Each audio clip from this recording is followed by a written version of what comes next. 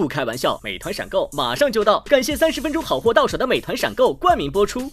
番茄是个宝，茄皇错不了，感谢约一颗阳光番茄在里面的茄皇联合赞助播出。让生活更开心，感谢国民白酒老村长特约赞助播出。96倍乳黄金续航母源自护力，感谢 A2 紫药 HMO 奶粉赞助播出。大容量随心开，想去哪儿嗨就去哪儿嗨，感谢大空间的极狐汽车 T1 赞助播出。找回状态，脉动回来，感谢随时随地帮你 call back 好状态的脉动行业赞助播出。聊天吃乐事，分享更快乐，本节目由片片薄脆乐事不停的乐事赞助播出。真好笑，真有机，本节目由3方认证真有机的海天有机赞助播出。新一轮脱友全国巡演已正式开启，微信搜索效果小程序参与许愿活动。欢迎大家来到脱口秀和他的朋友们第4赛段临门一嘴赛正式开始。除去晋级的5位和跳段的5位，最终待定区的朋友票数前8的选手才能够晋级半决赛。我觉得他挺狠的，而是笑中有狠，总有一些这种力量一下打进心里。我听了以后太有共鸣了，简直是我的嘴替。我们来看一下谁能够成功进入到半决赛。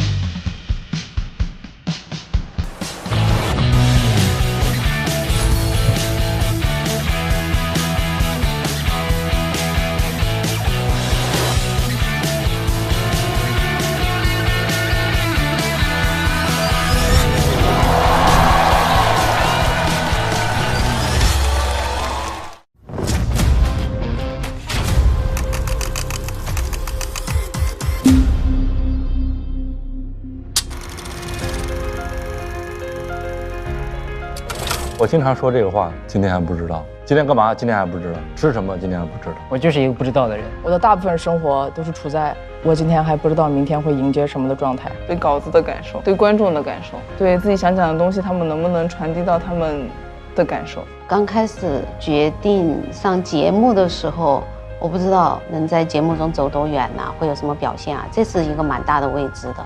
特别大的这种命运转折或决定，其实往往都发生在阳光灿烂的那么一天，好像你觉得这是平平无奇的一天，回头看你发现哦，这是重要发生转折的一天。考北大吧，当时就是试一下嘛，因为当时属于是一无所有的状态，就是挺茫然、挺懵、挺不知所措。我的感受就是绝望，看不见光，溺水。我最大的感受就是焦虑。我有很长一段时间都只能等我焦虑的事情尘埃落定之后，我才能去做其他的事儿。我是一个比较消极的人，我是一个通常会把所有未知的事情想到最坏结果的人。一直都是在反复的纠结，就觉得我自己能不能做好？我要怎么才能做得更好？我自己主动做出这个选择，但我又不知道选择会发生什么样的事情，就会很期待那个选择。今天还不知道，听上去总比昨天还不知道要好。不知道怎么了，不知道就该咋地咋地呗，该按照计划走呗，无所谓。该怎么发展怎么发展，不面对，我等待，等他来了我就知道了。如果剩下的每一天你都知道会发生什么，那我的意义在哪里？希望自己以后还依然在接受新鲜事物，永远保持不确定，永远保持今天还不知道，就是啥都不知道，来就来了，然后就往半决赛冲刺一下，先把当下这一关过了吧。今天还不知道挺好，至少代表我还有希望。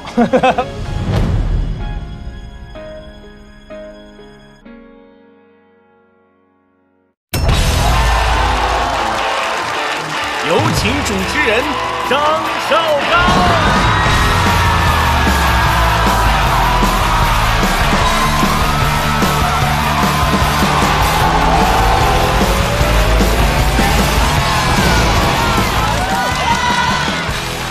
谢谢各位，谢谢各位，欢迎各位来到由美团闪购冠名播出的《脱口秀和他的朋友们》第2季，欢迎各位。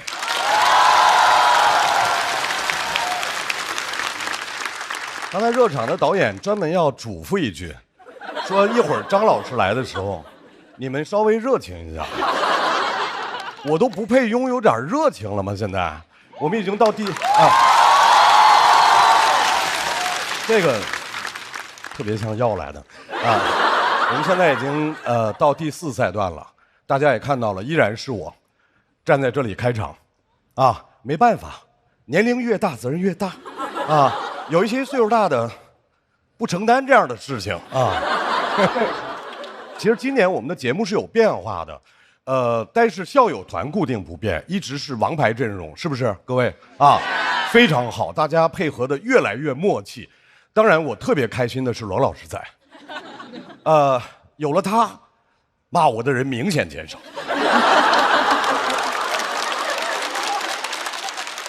分担了很多火力。在罗老师出现的时候，大家甚至于觉得，哎，张绍刚有一些可爱。幻觉。其实我跟你说，其实这样骂我和罗老师我都能够理解，但是大老师、鲁豫老师、春春，难道他们就没有可骂的点吗？当然没有。想到这样的念头都是不应该啊！看看这几位那么完美，掌声送给完美的校友团成员。哎，但是这样啊，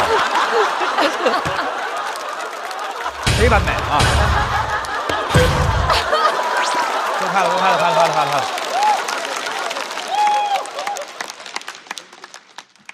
春春有点勉强是吧？拍的没啊，但是我作为过来人，我真的要安慰罗老师几句，真的别往心里去，一切都交给时间，我们就在这儿踏踏实实等着。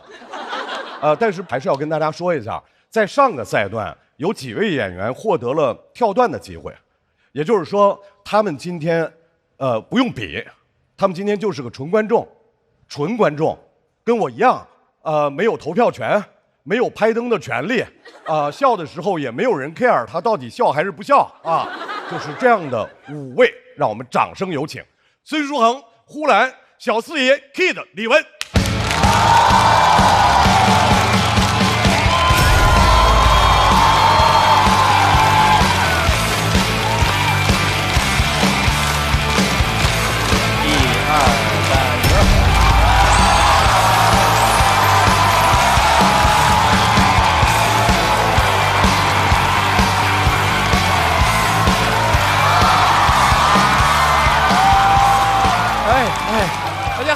我们是跳段5人组，跳舞人。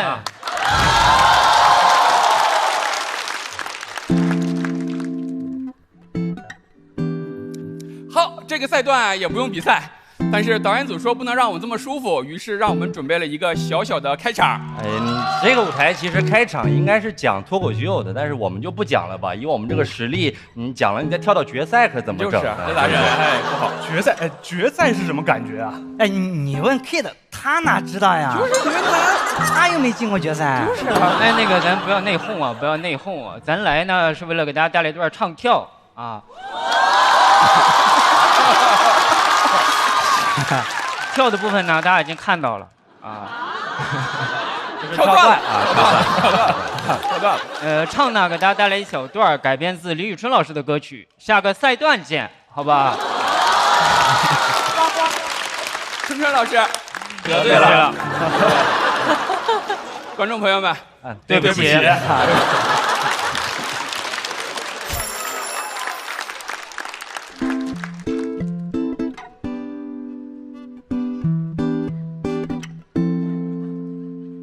1、2、3，走！不用比赛，滴滴答，是谁比呢？滴滴答，写不出来可以退赛回家。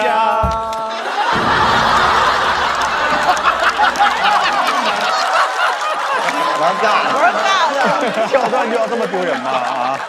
咱们这样吐槽别人，真的好吗？是好，是有点不太好。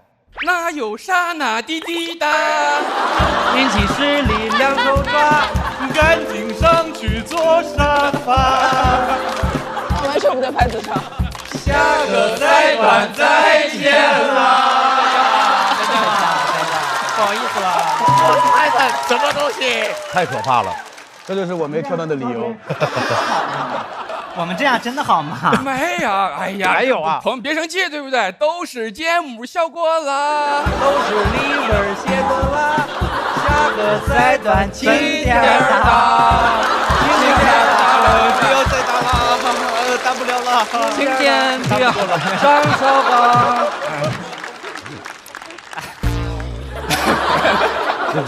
忍无可忍，就是跳了个段，取得了一些小小的成绩，就在这儿用如此无聊和荒谬的方法来炫耀。不是张老师，我们还有一句话要说，刚才那都是开玩笑，但有一句真心话一定得让我们说了，那就是瞄准转动必答。美团闪购30分钟就送达，美团闪购神速，远超跳段速度。谢谢大家，我们会好好准备下一赛段的稿子的。谢谢，1、2、3，消失。我也不知道我是不是应该感谢他们的表演，感谢他们这一赛段不参加，好不好啊？你们能下去吗？你们能不能下去？你们能不能下去啊？太难听了，我好久没听过这么难听的歌了。幸好我没有跳段啊，留得清白在人间。同时，我们也要用热烈的掌声来欢迎我们所有要在第4赛段给我们带来精彩脱口秀表演的脱口秀演员们。再次欢迎大家来到脱口秀和他的朋友们第2季第4赛段，欢迎各位，欢迎我们优秀的校友团，欢迎大老师、罗老师、春老师、鲁豫老师，欢迎各位。春啊，就是刚才5位跳段 boy 带来的这个精彩的歌曲。哦，那歌我不熟，没太听过。这是首什么歌呢？我觉得它是那个世界名曲《阳光彩虹小白马》，滴滴答滴滴答。我觉得刚才那个表演是完全没有必要啊，为什么呀？还有一个很重要的信息，鲁豫老师要和大家分享。我们特别高兴，就是由这个节目有一个衍生节目，是我跟脱口秀的很多特别可爱的女演员们，我们做一档节目，采用脱口秀传统的喜闻乐见的谐音梗的方式，叫遇见他们。我们在一起会谈论一些大家共同感兴趣的人类话题，敬请关注。对，都是好消息，而且我们也要用热烈的掌声，仍然是欢迎我们的稳稳的替大家坐镇的编剧老师们，欢迎程璐、海源、娘娘。坐在他们上面的是来自全国各个脱口秀俱乐部的主理人朋友，欢迎各位。还有2楼有很多各行各业关注脱口秀的朋友，欢迎大家。各位，第4赛段的赛制容我慢慢给大家介绍。第4赛段叫做临门一嘴赛，本赛段一共有22组演员进行表演。啦啦啦啦，屋子越来越宽敞。Hello， 哦，哎呀，穷门永存。谢谢。首先恭喜大家没有跳段啊，进入到了第4赛段啊。我是何广智，我是小四爷，我们是这不合适。什么东西？这真不合适，这不合适啊，这不合适啊，确实不合适啊。四爷已经跳段了，为什么还会出现在这里？你是要跟我们一块参赛是吧？这不合适啊，这个。我们还是先来看看本赛段的具体比赛。直接不回答这个问题，拒绝回答。请看大屏幕。根据前3赛段平均票数高低，本赛段参赛选手将分为 TOP 5区与挑战区。挑战区将通过抽球形成5组 PK 关系，每组组内票数最高的选手将现场抽球挑战 TOP 5区的选手，最终得票高的选手直接晋级，其余选手拉通榜。本轮晋级人数为13人，加上跳段的5位选手，共18位选手进入半决赛。好，接下来我们看看 TOP 5区的名单，他们按照排名分别是。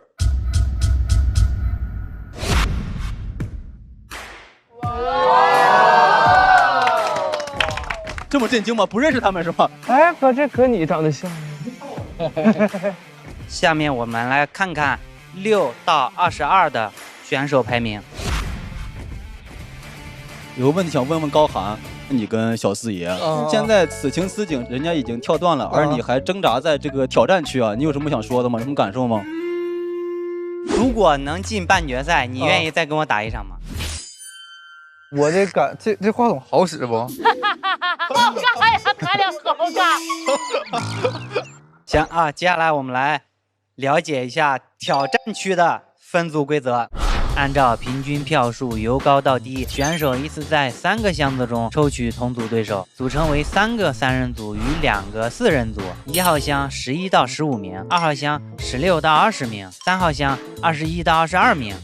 请注意啊！可乐是有啊，没走神，没走神。尊重一下跳段选手啊！3号箱中有3个空球，若抽到空球组成3人组，反之则组成4人组。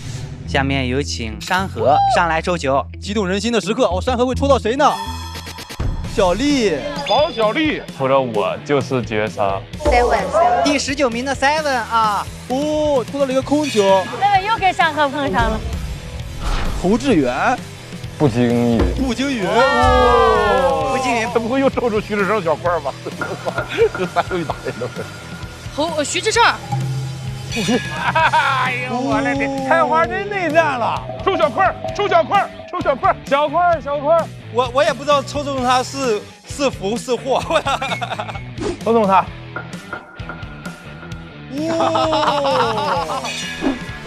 行，朋友们，我们赛场上见。所有的5组比赛结束之后，将由5位选手成为本赛段的 TOP 5，他们将获得来自微博的1000万级资源曝光的支持。目前该资源已经上线，大家可以在微博进行查看，感谢微博的大力支持。而下个赛段的半决赛一共有18个名额，除去晋级的5位和跳段的5位，最终待定区的朋友票数前8的选手才能够晋级半决赛。那么首先就要进行上半场的组内 PK， 一共有3个小组，这3个小组分别是 Seven 山河王小丽一组，徐志胜侯志远步惊云一组，高寒雪冰瑞瑞季业一组。各位做好准备，同时下半场的其他2个小组也已经在备战区进行等待，跟大家打个招呼吧。现在第4赛段临门一嘴赛正式开始，第1组要上场的选手是 Seven 山河和王小丽。首先，这位开场演员年纪轻轻，在上海打拼已经有年头了。今天他将分享自己非常特别的金钱观，掌声欢迎 Seven。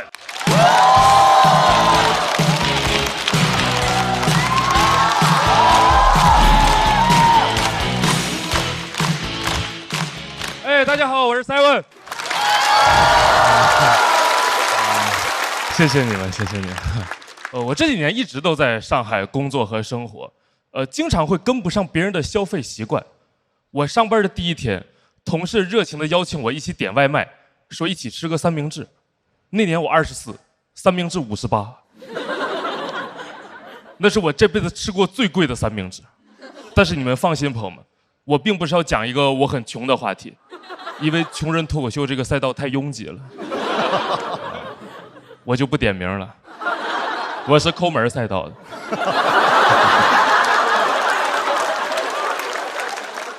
我总觉得自己不配花钱享受。我这个同事叫我一起看演唱会的时候也是，他问我2080的内场和480的山顶想坐哪儿，我说我想做保安，站着还能挣150，但是后来也没真去，因为想了一下。在手机里听也一样，毕竟腾讯 QQ 音乐杜比全景声的音质也很好啊。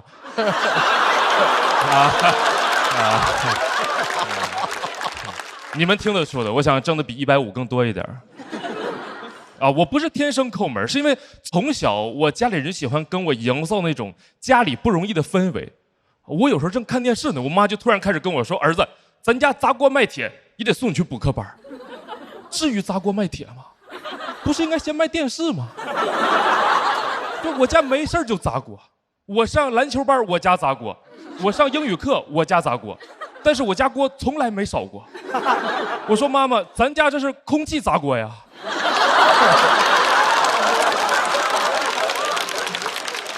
但小时候没什么判断力，就是大人说什么我就会相信什么。我真的一直以为我家可能挺困难的，我甚至偷偷幻想过，是不是我妈每次送我去完补课班之后，自己都会蹲在角落里吃窝窝头。当时很担心我妈的身体健康，我偷偷去翻了她的体检报告，我妈有脂肪肝，很受震撼，我家怎么穷得流油了？而且我其实隐隐约可以感觉到我家条件可能没有那么困难，可能还行。因为虽然我家里人很少带我去饭店吃饭，但是我家总会莫名出现带有饭店 logo 的纸巾。我当时还以为全聚德和东来顺是心相印的竞品。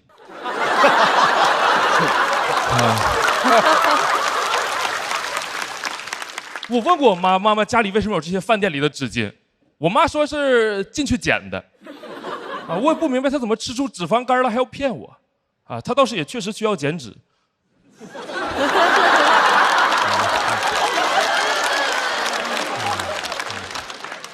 这个还挺精妙的但是认真的聊，朋友们，就是这个事儿其实对人的影响是很大的。就你小时候被穷养之后，长大之后是很难富养自己的。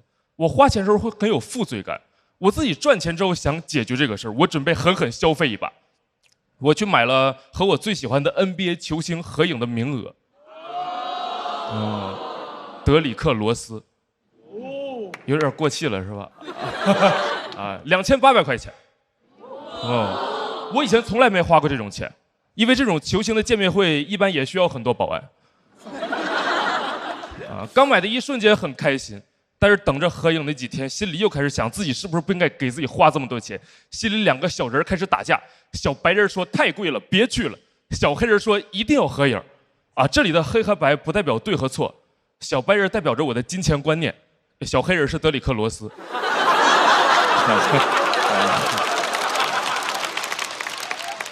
我后来还是把那个名额给转出去了，因为仔细又想了一下，好像自己最快的事情也不应该值2800。后来又看到那天活动时候罗斯和球迷们的合影，很羡慕，又开始自我反思，就自己怎么能把自己的快乐这么转出去呢？为什么花钱总这么有负罪感？根深蒂固金钱观真的没法改变吗？幸好卖了3200。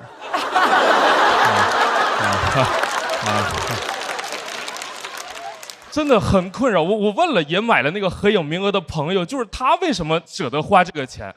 他说他以前也舍不得，但是他现在有个很灵的办法。他说你可以把那个银行卡的扣款信息关了。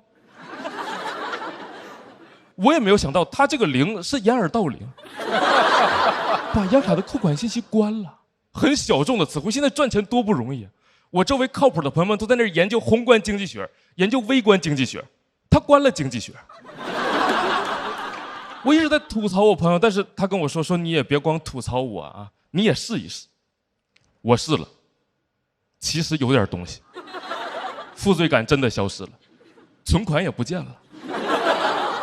但是认真的说，我后来想了一下，我真的过得更快乐了，因为就把扣款信息关了这个方式，可以让你忘掉自己花掉了什么，而是更在意自己得到了什么，是不是还挺有哲理的？我就是这么劝我妈的。我说妈妈，你把扣款信息关了，你的人生会更快乐的。我妈说你是不是想盗刷我银行卡？咱家不用这样，儿子，你想要啥，妈砸锅卖铁都。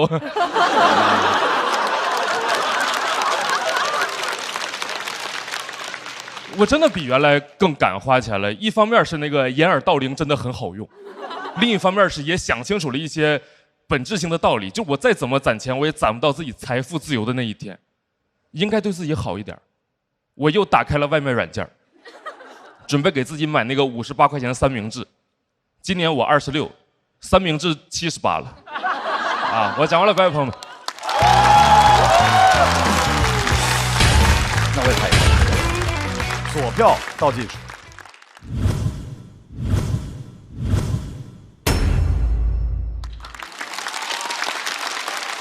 在第4赛段，为什么想到分享你的金钱观？就是总感觉自己不太会花钱，因为我平时就是上完班，然后演出嘛，然后我就总在想自己啥时候就是去度个假啥的，然后每次一算那个钱，我就有点不想去。啊，我的消费观挺受我妈妈影响的，我认为跟 Steven 有点像。比如说我要买一把吉他的话，我会有他刚刚说的那个不适配感，我会觉得我技术没有匹配上这个吉他，所以我会那总得先有吉他才能练呀。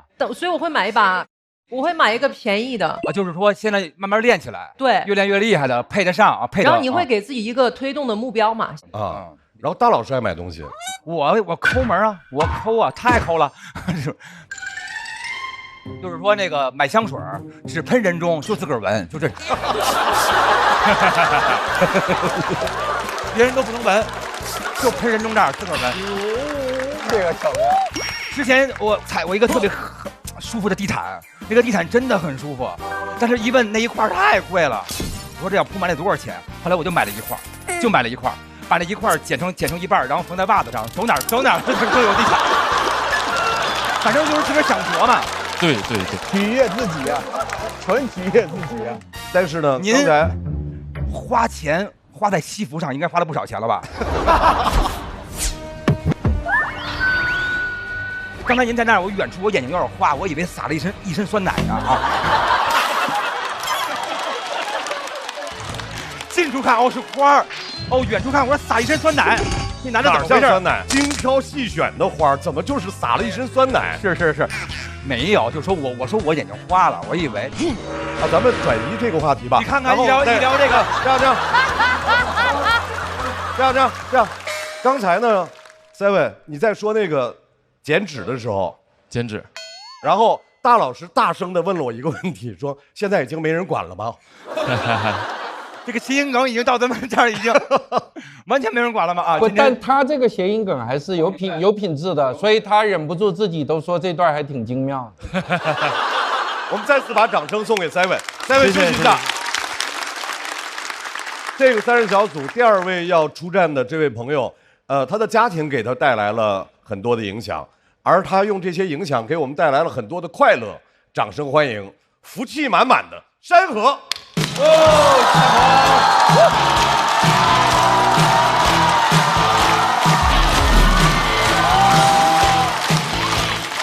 好，大家好，我是山河，你们好吗？好，感谢大家啊！其实今天呢，想跟大家聊聊我妈。我妈是标准的事业型女强人，她是做销售的，卖护肤品，很专业，从微信头像能看出来。红色西装，浓郁彩妆，双手抱胸，最强微商。哎，我妈每天都要发那种很励志的朋友圈，她每天要研究很久。今天早上发了一条，还挺好的，说既要注重内心修炼，也要懂得装饰门面，内在被人看好，外在被夸好看。哇，文本型微商，微商界的孟川。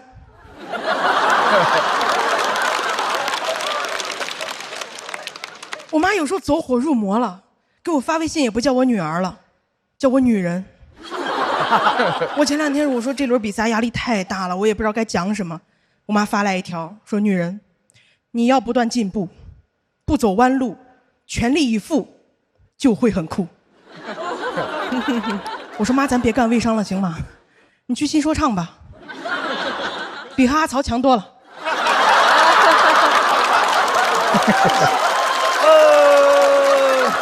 不知道他想了多久，晚上又发来一条，说努力是你的底气，自信是你的资本，微笑是你的标签。我说这一段是我的稿子。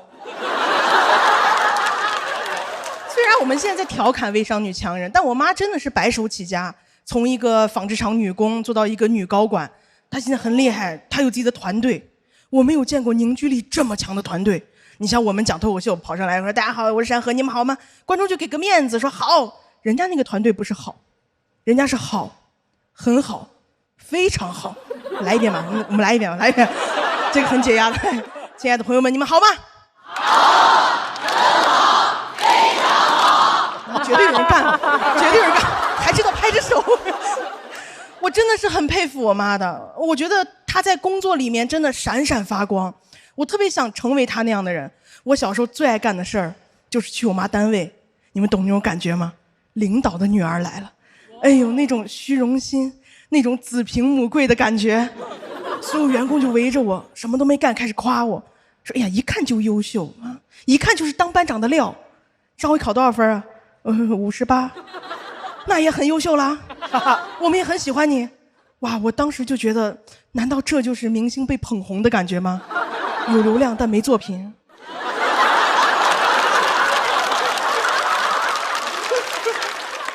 但我越长大越发现，好像工作里的我妈妈和家庭里的我妈妈不太一样。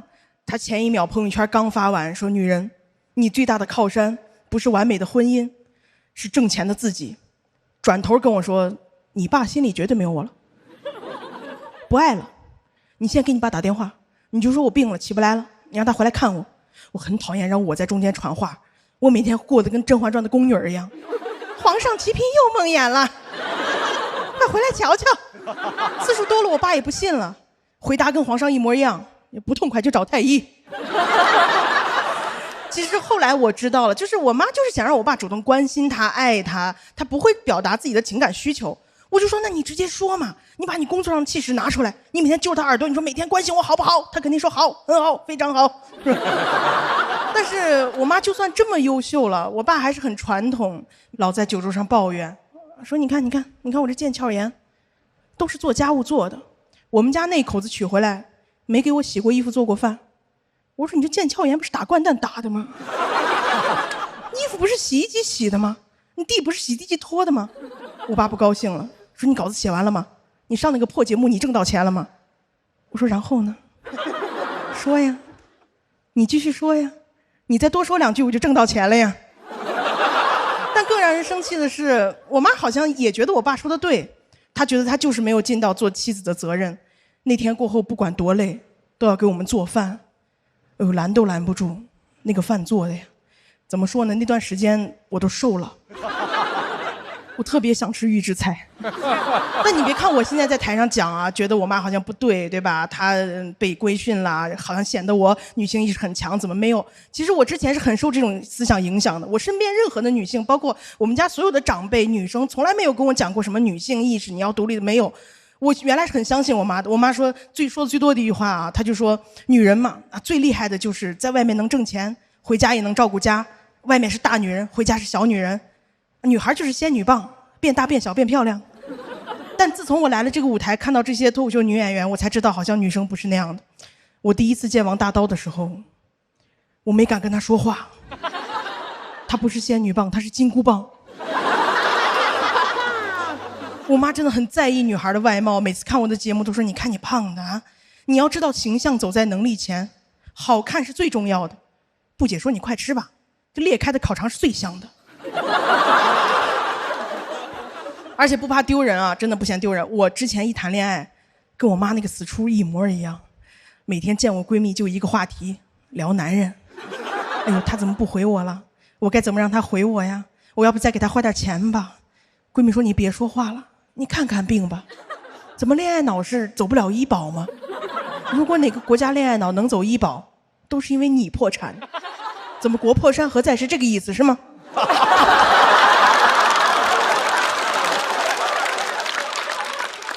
我很感谢他们啊，让我有一种归训未遂的感觉。真的，前2天我妈又给我打电话说：“你看你一个人在上海，也没有男朋友，没有个依靠，这样妈不工作了，妈过来照顾你，给你做饭什么的。”我说：“嘿，hold on，不用。”我带她去迪士尼玩了，我想让她做自己，快乐一点。我没有想到我妈50多岁第一次坐过山车，一点都不害怕，在最高点2个手伸上去了。哇！我当时她那个背影给我4个字：大展宏图。我真的很替他开心，他下来也说：“哇，好久没有这么释放过了。”又突然跟我说：“哎呦，你不能学我，你这样找不到男朋友啊！你要装害怕，你要示弱啊！男人喜欢这样的。”我说：“如果一个男人不喜欢我，是因为我坐过山车不害怕的话，那我有点害怕这个男人了。”我妈又来那一套，说：“那女人就是这样吗？外面是大女人，回家是小女人，这才是完美的女人。”我说：“这一会儿大一会儿小，这哪是完美的女人？这是漫威的蚁人。”我妈说：“那我怎么办？那我就在家跟在外面一样吗？都当母老虎，孩子也不管了，家务也不干了啊，不顾家，光顾着挣钱。你觉得这样女人好吗？”我说：“好，很好，非常好。”谢谢大家，我是山河，谢谢你们。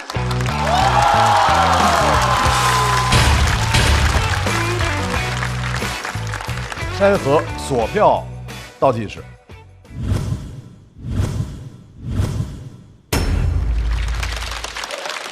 山河，你最初见到王大刀的时候，真的有点怕他是吗？对，因为他就是那个长头发，他到这儿，然后他每次会这样子看着你。他跟你猎豹式聊天啊？对，他就这么聊跟你。就是有一次那个是开放麦的时候，他可能讲的不是很好，大家还不认识他，然后下来我说我觉得你挺好的，大刀说真的吗？然后我就不敢说话了，然后他就潇洒离去，头发在我脸上划走了那种，我觉得他好飒，就是很少见到这样的女生，哇，好有意思呀。我觉得山河有着特别棒的魅力和亲和力在舞台上，而且这一季的脱口秀女演员给我最大的感动就是她们比起比如说出梗效果当然最好，但比起这个她们可能更看重自己我想表达的是什么，这也是我的成长。对，他们希望利用这个非常宝贵的每一次上台机会能够尽可能做更多的表达。所以我其实很为山河感到高兴跟骄傲。好，谢谢。刚才山河的妈妈的文案非常强，据此我也激情创作，有了如下的内容：好货是你的底气，速度是你的实力，省心是你的标签。我说这个是美团闪购。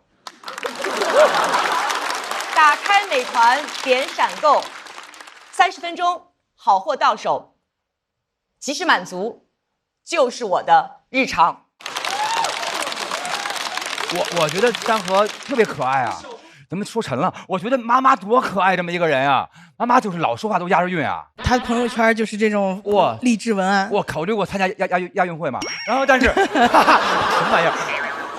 但是我觉得就是说把妈妈那些特别好玩的事情，然后把它讲得更加的有活力，带着那个就更好玩了。因为我妈也挺有活力的，现在我妈有时候2、3点还会去夜店。把我揪回来啊！然后呢，然后我想说的是，那个就是感觉其实这回是不是心里想多了？可能这是我第一篇就是这种特别想表达的稿子吧，可能还是没有磨得很好，可能还是缺点经验，我感觉。但是我觉得山河永远在舞台上有自己特别独特的台风，而那种台风呢，总让人有一种扑面而来的温暖感。对，再次把掌声送给山河。谢谢大家。Seven 回到场上，无论是3人组还是4人组，2人比赛结束之后，成绩稍低的那位进入待定区，而成绩稍高那位朋友继续等待。我们看一下 Seven 和山河2个人的得票情况。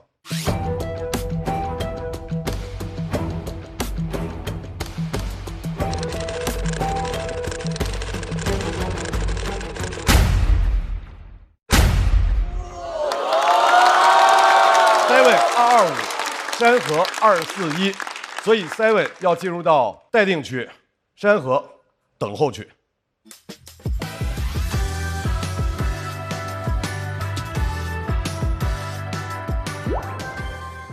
马上要出场的这位，经常都没有烦恼，而且也很少怪自己。但是即便是这样的同学，也会有一些生活的小困扰。掌声欢迎王小丽。哇，这几个走的太帅了，太有气质了。Hello， 大家好，小丽 ，Hello。第一期节目播出之后，很多朋友问我为什么没有烦恼。其实烦恼就跟青春一样，我曾经有过。我现在已经不年轻了，但我身边有很多年轻的朋友。前几天有个朋友拿手机给我看，他说：“你看，你看，网上好多好评都在夸你。”我不好意思跟他说，我已经看不清了。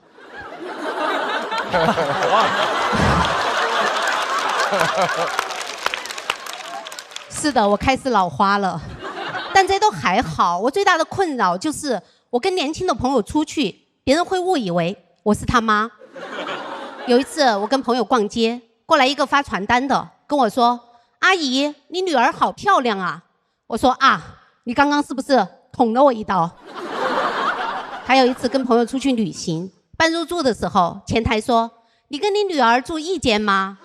我说：“我不是她妈，我们都不是一个姓。”说完之后，我才发现我跟我妈也不是一个姓。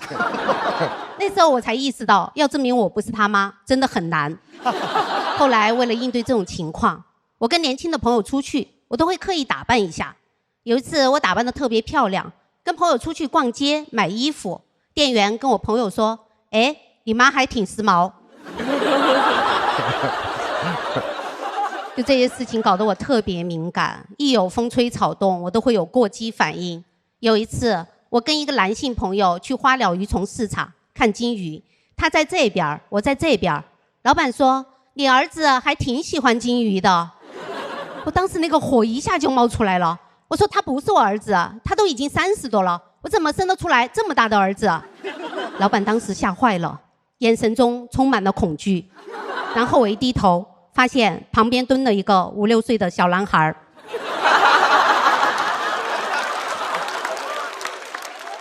我一下清醒了，我刚刚是不是疯了？太尴尬了，我领着小男孩就走了。为什么呀？没有开玩笑的，我是自己走的，都没叫我朋友。还有一次跟朋友坐地铁，有个小伙子起来给我让座，我说：“你为什么给我让座？你是不是以为我是他妈？”他说：“不是，我到了。”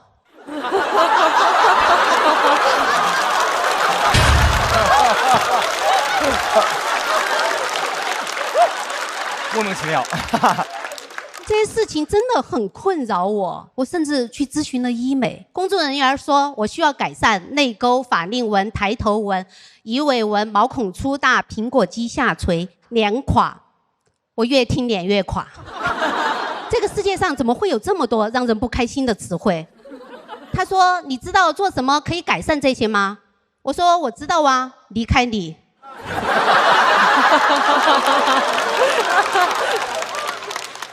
可能做医美真的有用，但我觉得做人不能光顾着自己，不考虑别人的感受。你们想一想，要是我这个年纪了还年轻漂亮，那别人的压力得有多大？我真的是为了别人一直在坚持脸垮。我真的太伟大了。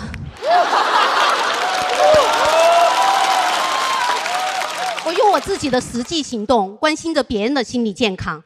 你们赞美那些好看的，你们也应该赞美我呀。你们看到好看的，你们说哇，姐姐好有少女感。你们看到我就应该说哇，姐姐好有责任感。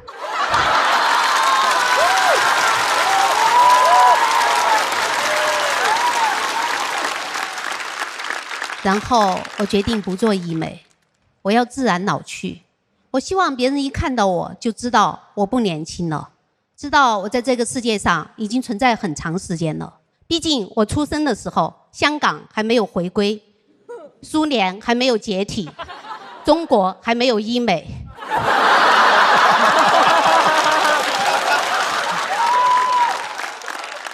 这次上节目，服装师给我搭配衣服，他说这边留一点可以显腰细，微领可以显脖子长，衣服拉出来一点可以挡住小肚子。我说啊，那我不是所有的缺点都被挡住了吗？我不想让别人觉得我一个45岁的女人还脖子长腰细没有小肚子，那我还怎么体现我的责任感？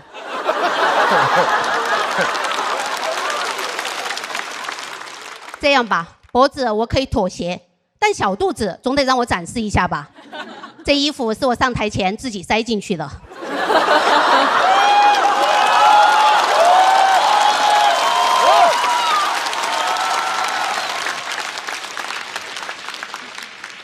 服装师还给我建议说，他说你上节目还是得穿内衣，这样可以收副乳。我说什么是副乳？他就这样比划了几下。我说哦，这不就是腋下的肉吗？叫什么副乳？怎么让人不开心的词汇又多了一个？这些词汇能不能消失啊？这个世界上有那么多珍稀动物消失，为什么该消失的不消失？能不能拿副乳把孟马象换回来呀？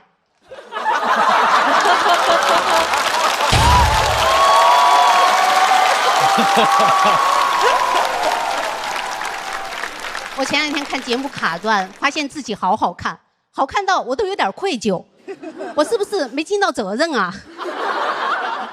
我年轻的时候没有泪沟、鱼尾纹、苹果肌下垂，但那个时候我却觉得自己不好看。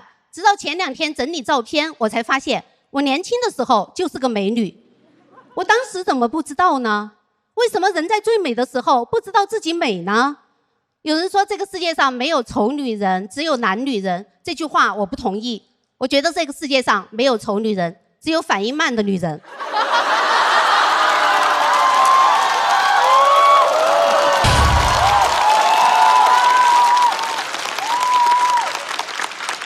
就看你什么时候承认自己美，也许是现在，也许是20年以后。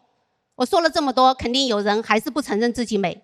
干嘛呀？明明大家都很美，就是打死不认。这样吧，我先带个头，我是美女，我认了。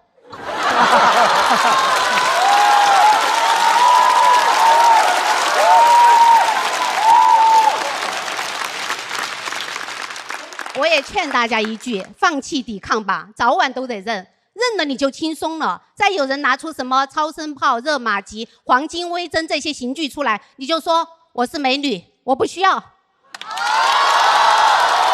谢谢大家，我是小丽。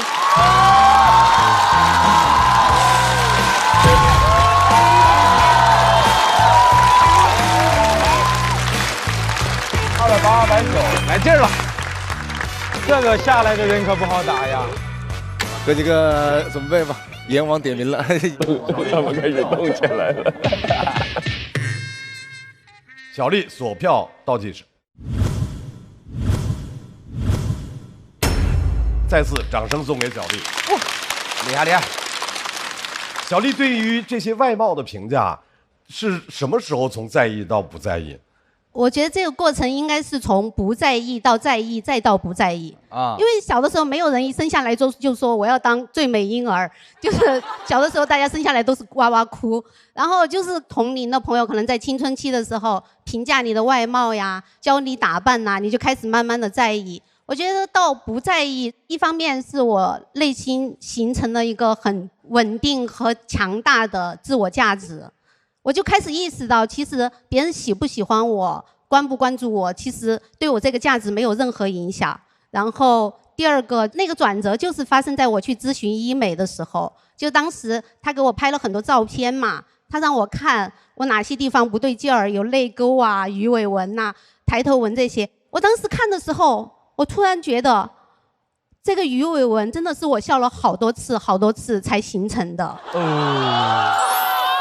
它是时间具象化在我脸上的一个表现，然后我包括脸下垂，那也是地心引力加上时间一点一点在我脸上磨出来的，所以我一下就爱上了自己的那个样子，所以我觉得哦，那还做什么医美啊？我觉得不是20年之后我发现自己美，而是20年之后我学会定义美了。哇，厉害！你说小丽这方面。佩服到他的那种心里的想法，特别是因为很多时候我们老觉得是美好的事情要发生在我们身上，但是小丽是让美好的事情发生了，明白吗？是的，因为他这么看这个事情，这个事情才这么美好的。没错，哇，太棒了，小丽，哇！谢谢。春春是什么时候拍的？我是他在讲那个猛犸象那个，对，他就要把那些不开心的词，让我们产生焦虑的那些医美的词，然后不如把猛犸象换回来吧。对啊，这个点的时候我拍的。因为我其实今天是无比赞同小丽姐讲的这一篇，就是崇尚自然的老去。还有一个点，如何去定义一个女性是美的？我觉得它主要是围绕着这个来讲。其实我之前也思考过这个问题。其实我觉得女性在不被定义的时候是最美的。对，他的作品了不起的地方是，他价值观特别正，每一场有严肃的表达，但是都是融到了作品里。没错，所以你听到的不是说一个演讲中间插了几个梗，而是很好玩的脱口秀作品，但是里边有隐藏不露的那些表达，对，非常了不起，有非常大的主题，非常了不起。谢谢罗老师。我听了以后太有共鸣了。我拍的点是小丽说没有丑女人，只有反应慢的女人。我简直是我的嘴替，因为她说出了我一个长久以来的一个感受，就是我翻我10年、20年、30年以前照片，我觉得我当时好可爱啊。我发现我永远都和我自己真实的那个样子活在不同的时区里面。我不仅是个反应慢的女人，我是个有时差的女人。我希望我们所有的人都不要做有时差的人，我们要永远和自己真实的样子活在同一个时区里面。这是小丽带给我最大的感受，所以我特别喜欢小丽。在我心目当中，有大概5个人，可能都是最后脱口秀大王，有一座奖杯一定是属于你的。谢谢罗宇老师，谢谢。哦，真的是心灵世界太美好了，哇，太棒了！再次把热烈的掌声送给小丽的同时，我们要请山河回到现场。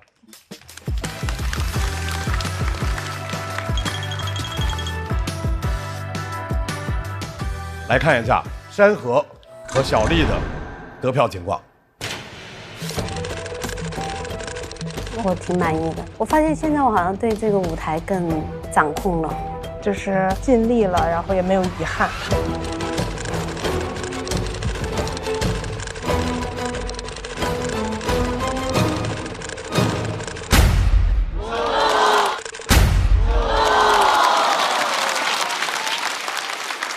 啊，有这么高啊！我天，非常高了。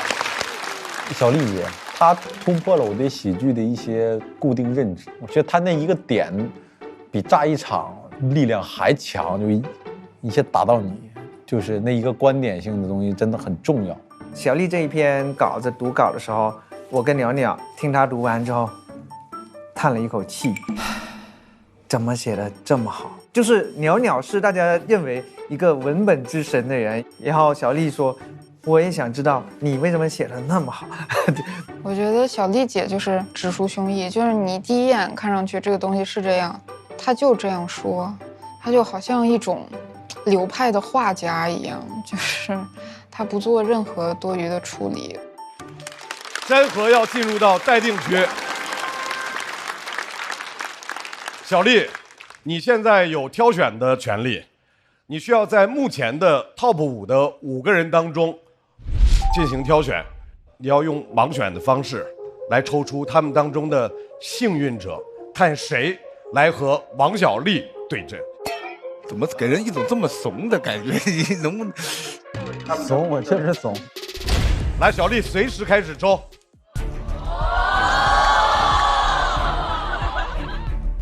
你猜是谁？漫才兄弟。脑洞。把气势拿出来是吧？行。可别抽到我蛮仔。贾浩，我说贾浩。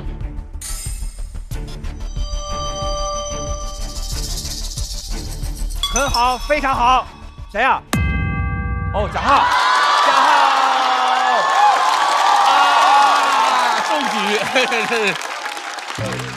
战术性喝水。贾浩，我跟你说贾浩，我跟你说我有预感是贾浩。太强了！我跟你说预感是贾浩。都猜错了。小丽在休息区等待贾浩的表演。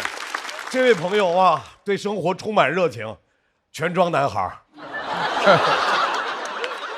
但是就是这样的人，他也有他自己的困扰和烦恼。掌声欢迎贾浩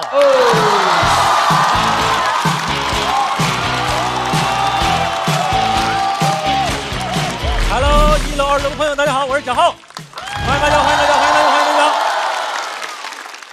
如果看过我演出的观众可能知道，我在舞台上还挺蹦蹦跳跳的哈，但其实我生活里边是一个没有那么自信，比较容易觉得羞耻的人。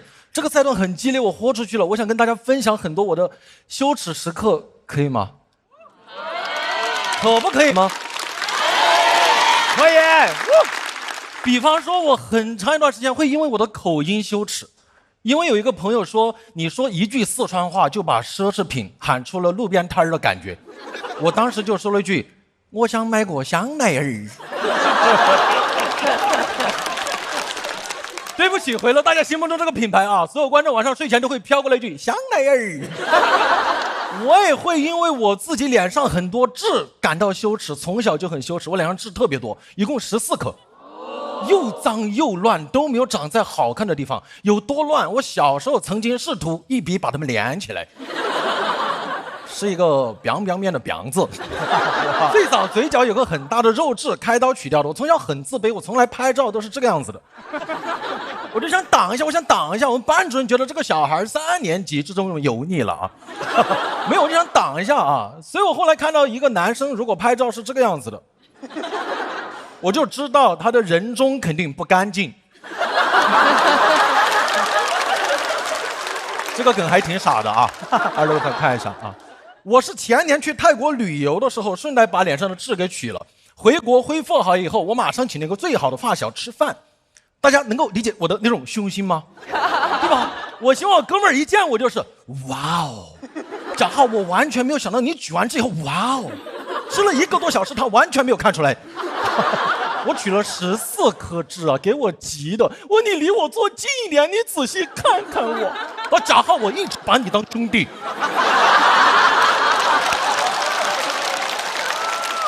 我说不是，你没看出来我少了点什么吗？我前段时间去了趟泰国。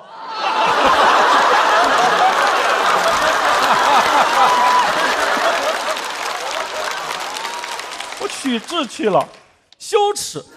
我之前去学个爵士舞，我也觉得很羞耻，因为这帮演员朋友知道我要去学跳舞，他们要组团去看。他们看我跳完说我跳舞掉针。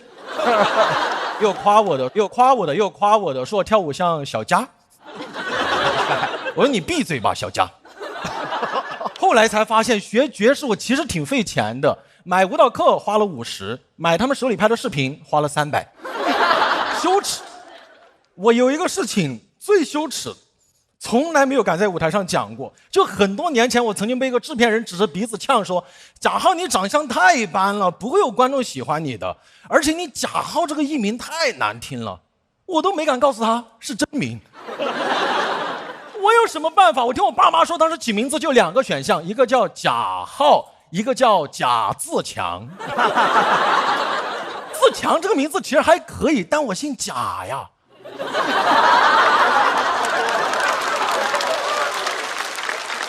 哎，贾自强，你不如叫我真堕落啊！最近一次羞耻是前段时间出差坐飞机，我当时左边坐了个男生，右边坐了个女生，飞了一会儿，那个女孩子靠着我肩膀睡着了，我当时很不好意思，很紧张，不敢动，怕吵到她休息。但过了一会儿，我左边的男生也靠着我肩膀睡着了。哎，我第一反应就是 How dare you！ 你妈有没有教过你什么叫做边界感？别人姑娘缺教，你缺教育啊！我好嫌弃，我恨不得把左肩膀卸下来放到右边啊！大家都知道，你要温和的表达嫌弃，你就；你想强势一点就嘿；你想先礼后兵的话，你就嘿。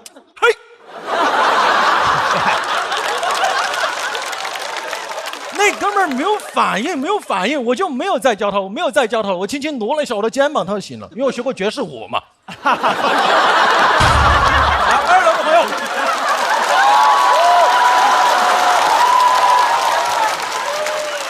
那哥们儿说怎么了？我说气流颠簸。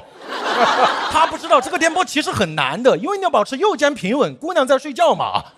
你的左肩要不断的颠簸，很难的，是我花了350学来的啊。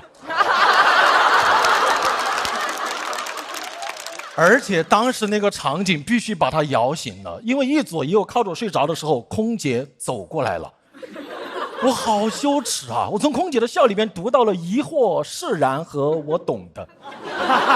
我就在想，这个场景但凡被人拍下来发到网上，营销号一加工，起个什么标题：震惊万米高空，贾浩居中，谱写脱口秀燃冬。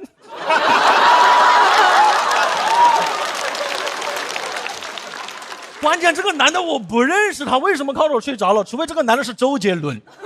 哎，如果杰伦靠着我左肩膀睡着了，我会冲着右边的姑娘，嘿。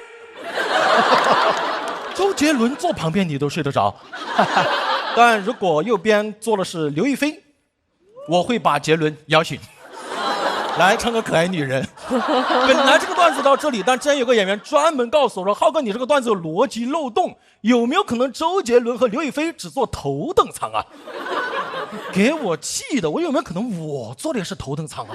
他都没有冒犯的意思，头等舱没有3个人。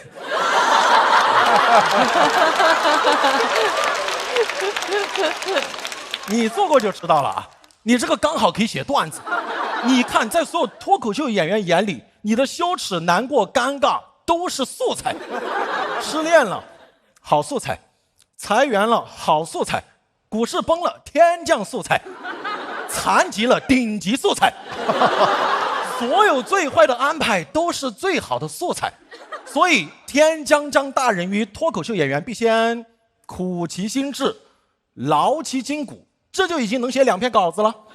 然后再饿其体肤，空乏其身，这就4篇稿子能进半决赛了，红了。然后有的人行拂乱其所为，塌房了。而且哪怕你说一句说，哎呀，这些素材我不想讲，他们一句话就能说服你，你不讲，我可以讲吗？之前我的好朋友何广智踢球韧带断了，躺床上最颓废打不起精神的时候，我3个字就让他打起了精神，我说你写吗？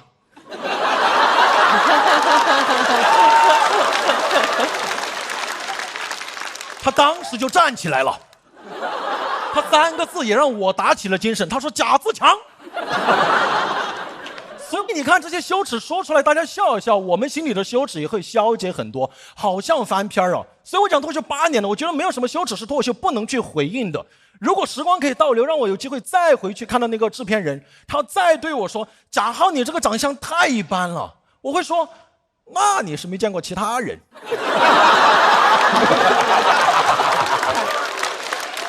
他再说贾浩你这个艺名太难听了，我会说我说话还不好听呢，香奈儿。他再说没有观众会喜欢你的，我会说会有的吧。谢谢大家，我是贾浩，谢谢。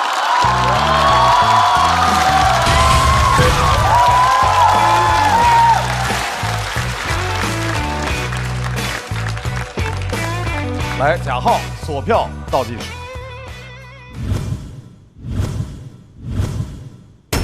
再次掌声送给贾浩。到了第4赛段了，贾浩怎么选了这个题目？因为哎呀，其实有很多那种羞耻的事情，就是包括见那个制片人的素材，我一直想讲，但是一直以前就没有那么打开心扉。但我觉得这一轮很激烈，我也很想说一说我自己很想去面对的事情。如果你不讲出来，好像就一直在你心里就搁着。他这个讲的是很精彩，我们也都拍了灯，但是接在小丽那后边其实挺吃亏的，就境界上差了好多嘛。对对对，我公平了，就是以前我也是长我包，就是脸上确实有那个，就是青春期我包觉得自个儿特别丑，然后就是也你说那太对了，就是老跟聊天是这么捂着，然后而且好几个点，然后就感觉自个儿特别丑，说我丑，他说你丑啥？我说我丑你咋地啊？然后呢，但是重点是在于。确实是有这个，就是那个心里过不去。对，说出来我感觉哇塞，我跟人说这干嘛？我犯不上说这个呀。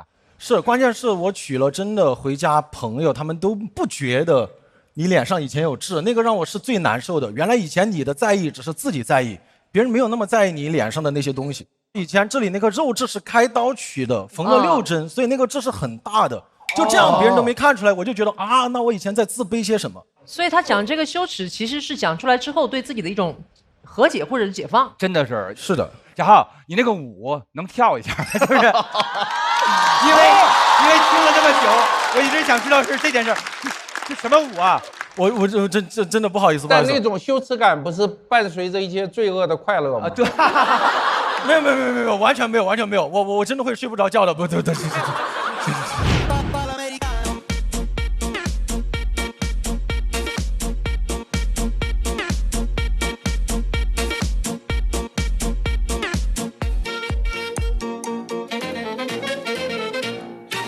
多学学，大家都来学。脱口秀演员还是要多运动，天天习惯。我觉得贾浩在这里其实讲的是一段非常有诚意的一段表达，这个我比较看重。在我听小丽讲脱口秀以前，我会在意，然后经过小丽之后，我准备做解放自己的女性，就没有羞耻心的女性。所以这一点上，我觉得我跟贾浩讲的完全引起了那个共鸣。然后有一点，贾浩是个特别认真的一个人，特别努力。他在脱口秀比赛之前，据我了解，你曾经参加过我们做的那个讲演的节目。我是演说家，16年的时候。对，然后你还曾经得到过某一届的是央视还是什么大学生主持人比赛冠军，你介绍一下。可以啊，有来头。就是因为参加完那个比赛，有一个公司他给你抛了一个橄榄枝，然后我当时很想做综艺节目的主持人，我觉得拿了那个就还挺高规格的一个冠军，我就去了。然后别人见你就说现在市面上都喜欢小鲜肉，说你这样不会有人喜欢的。对，就是16年的时候，我当时还自嘲，我就说我准备花10来万去韩国整个容，他现场就说应该不够。我就哎呦天哪，我就不知道怎么接了，我就灰溜溜的就走了。然后后来就讲脱口秀，然后我就还是脱口秀这个舞台，你把这讲出来，大家一笑，你就觉得心里就安全了。所以我觉得这个舞台好像是我比较喜欢的氛围。对，来再次掌声送给贾浩。说实在的，刚开始录，因为5个是被挑选的嘛，没有任何心理预期。虽然想过有可能第一个出来，但是真的抽到你的时候还是有点懵。感觉有点懵就下来了，再加上小丽姐前面那段，就她那个力量感好强啊，就接那个气。我觉得在她身上能看到人类的悲欢，或许是有一点点相通的。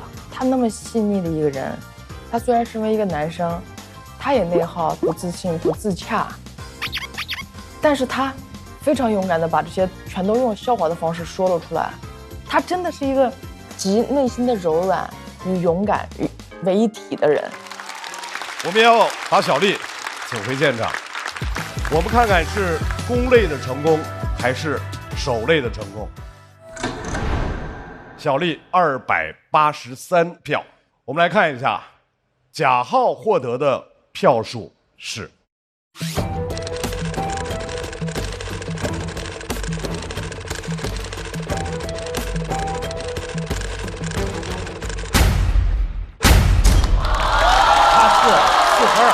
可以，祝贺王小丽，加油！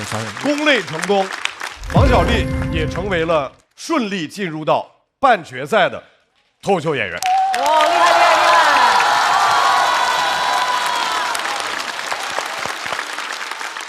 我们请小丽到晋级区。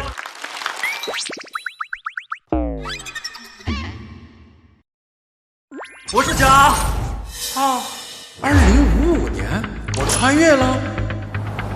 这大爷难道是广志？这是贾浩吗？变年轻了。万丈高楼平地起，好久不负我和你。智者不入爱河，喝酒势在必得。喝酒还得是老村长酒，我明白酒真正纯良，口感柔不上头，让生活更开心。贾浩，广志，这真是2055年变年轻了。来，各位，大家现在也已经看到了，在第一组的3位的比赛结束之后，王小丽攻类成功，率先进入到半决赛。下一组要出场的这位朋友，他其实今年在这个舞台上有个小愿望，加油！没问题。就是他希望享受舞台，演好每一场。掌声欢迎徐志胜。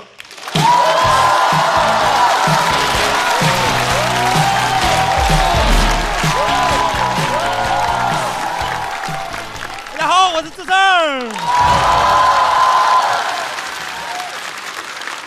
给大家聊一下，其实上一轮我表现不好，差点淘汰，很凶险。要不是有黑幕，就真的淘汰了。我其实觉得我可以接受3轮淘汰，但我这比到第4轮，发现连小块都还在，我还是得在呀。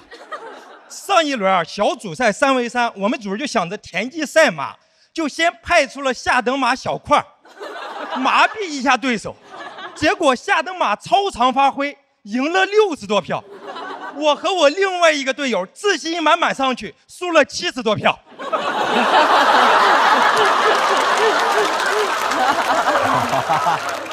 都怪小块激怒了对手。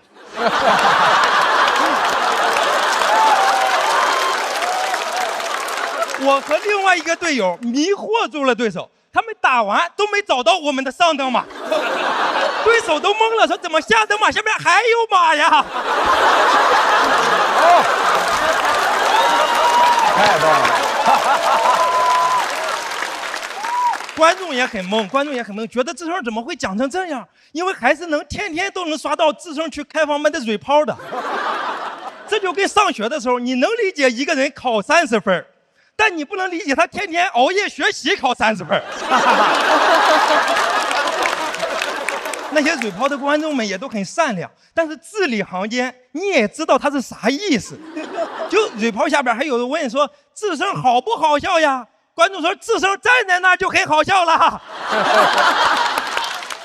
还有人追问说那段子了，说哎呀看见智胜就够了。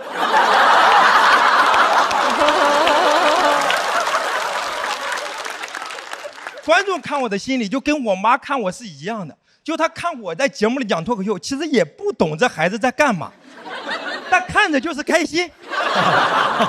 但我每过年回家，只要待超过3天，我也没干啥，他看见我就开始生气。我妈就不适合看线下。而且他还老是想知道网友都是咋评价我。当时我不是演那个戏嘛，不是有很多评价嘛。但他不认字儿，他就让我爸把那些评论都念给他。我爸也老实，就给他说网上都说咱儿子台词不好，说话有口音。我妈真的听完很着急，给我打电话说儿子，我觉得你台词没啥问题，我全都听懂了。我觉得他们都有口音，就你没口音。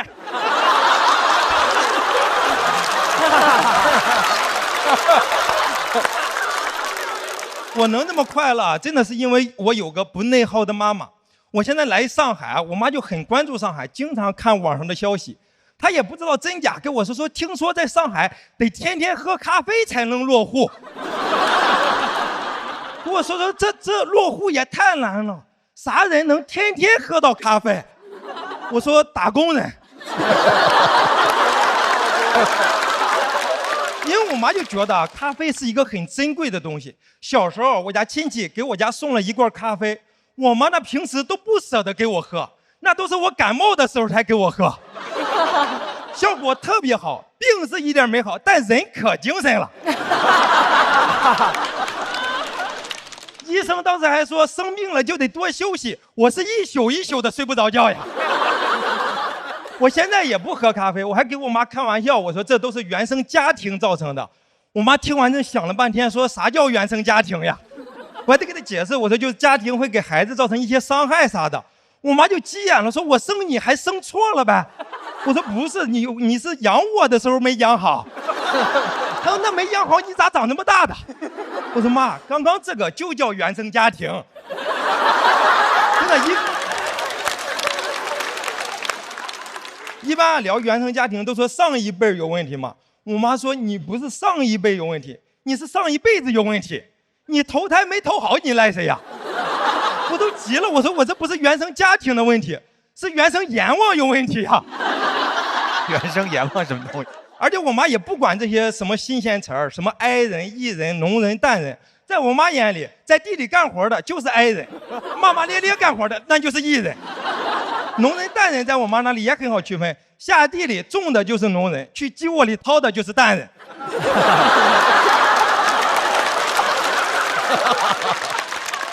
我妈跟我说什么哀人艺人，嘴长你身上，该说的时候说，不该就不说，很简单的道理。我发现很多人都不懂。我经常一个人走路的时候，有人过来合影，说没想到你私底下这么安静。我走个路能怎么不安静？我边走边给自己导航，前方50米左转。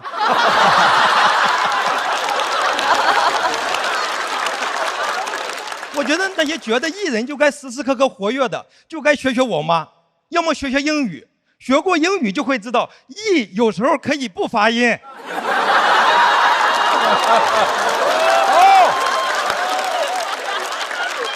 真的，参加这个比赛也是，我妈说比好比坏跟种地似的，都有收成好收成不好的时候，但最重要的就是该下地下地，地不能让它荒了，地只要不荒，你就能一直当一个脱口秀农人。谢谢大家，我是志胜。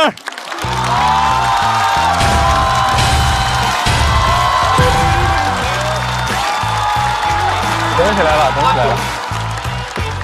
智胜索票倒计时。再次掌声送给大家。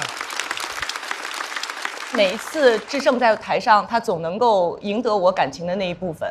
他的真诚、他的表达、他的魅力吧，赢得了我。谢谢。因为智胜这一季说得很清楚，他就是来玩，想跟老朋友们在这个大家庭里继续维系那种每个夏天的那种快乐和幸福感。虽然还没有磨到那种他最高的那个状态，但是作品很走心，有几个梗是很精妙的，显然是创作的时候非常用心才能写，也可能是被那些下等马逼出来的。反正我是感觉今天相对于这一季的前几场，他是作品是明显上来了一大截，所以非常值得给一个灯表示尊敬。对，谢谢。我今天其实看得挺开心的。他说那个导航那个，我也特别开心。然后之前其实我看了智胜的开放麦的那个内容，其实我当时有点着急了。我当时还通过节目组，我还说，对，赶紧给他加油啊！你不能放弃啊，智胜，我都还在这个拼命的证明我自己是好笑的，你不能放弃，所以就给他加油。而且今天其实说的是跟妈妈怎么了，就是跟妈妈要那个交流的时候有一点没有，我其实跟我妈关系特别好，我写这个也是因为我妈有很多事儿激励到了我，就比如说这次比赛就是。其实这一轮就是一直像罗老师说的，一直表现不好嘛。我没这么说，没有表现不好啊，我暗示了这个。你很含蓄的表达了一下，但我听得特别清楚。飞刀直接扎过去啊！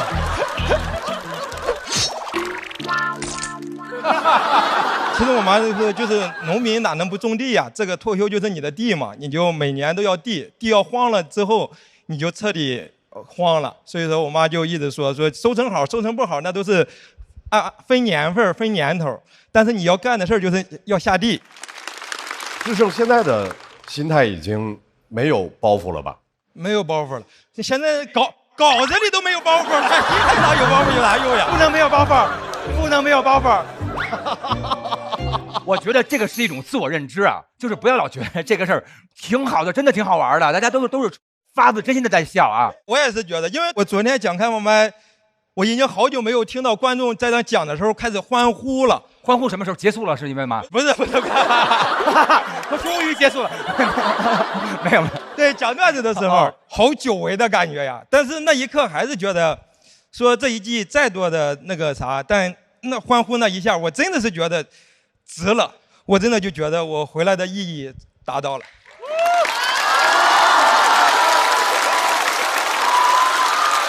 谢谢观众。好，智胜休息。谢谢。智胜那个像是嘻嘻哈哈，它是有深度的，而且它表达的很隐晦和温和。所以这个往深刻了讲，就是我们读书究竟是为了什么？如果是为了读了很多书，学了很多知识，带来一些以前没有过的新型烦恼，那你这个书不就读偏了吗？所以我觉得他那个作品试图传递的深意是说，像他妈妈那种比较简单的看待世界，然后把该做的事儿做了，不该事儿做的不做，然后剩下就都不纠结。我也会给我妈说，我说这2年脱口秀自己都没有一个好的成绩，都没有得到一个很大的认可。本场的晋级名单，虽然我在这个台上接受这件事情，但是我给我妈还是展示了一点委屈。然后我妈就说，那种地也是这样，那多少人在地里施肥、去拔草、去打农药，然后去收割，然后到最后你会发现很多事情就是看天吃饭。我妈就只有这一句很朴实的话，她说这个你不种地怎么办呢？它不好你也得种呀。这个事情其实很好理解，我将来我不确定我还能不能达到像以前，比如说以前在这儿，我不确定能不能超过这儿。但是如果我停在这儿的话，我横向的也是停在这儿了。我现在是纵向的是达不到，但我横向的在往前走呀。人生的维度为什么只有高度？这是有长度的呀。我曾经跟鸟鸟聊过，我说在这个台上，很多人会担心失去很多东西，但其实我们不是失去了什么东西，我们只是没再得到。下面这位朋友，聊过好多职场的事儿，什么外包啊、群面啊，在职考研究生啊，是，好像职场给了他很多的困扰，但是其实除了职场也有困扰。掌声欢迎侯志远。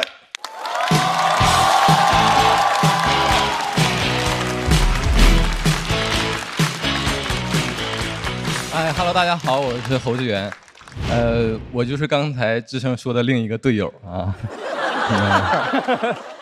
一起输了70多分，很焦虑。我是一个容易焦虑的人，我平时喜欢刷短视频来缓解焦虑，但我发现有些短视频，它标签写的是对抗焦虑，但你看完更焦虑了。起一个标题叫什么“北大高能量男孩的一天”。整个视频就在介绍他的名校经历、大厂工作、环球旅行。视频结尾，他跳出来跟大家说：“其实这些不重要，做你自己就很好。”说实话，刷到他之前，我只是单纯的焦虑，刷完直接崩溃。整个视频翻译过来就是：“我过得很好，所以你别焦虑。”我焦虑是怕你过得不好吗？谁会看到别人过得好就自己开心了？范仲淹吗？只有他后天下之乐而乐。哎，每次看到这种精英博主的视频，我是真难受，因为他们报喜不报忧，这不是给爹妈打电话的思路吗？咱也没到那层关系。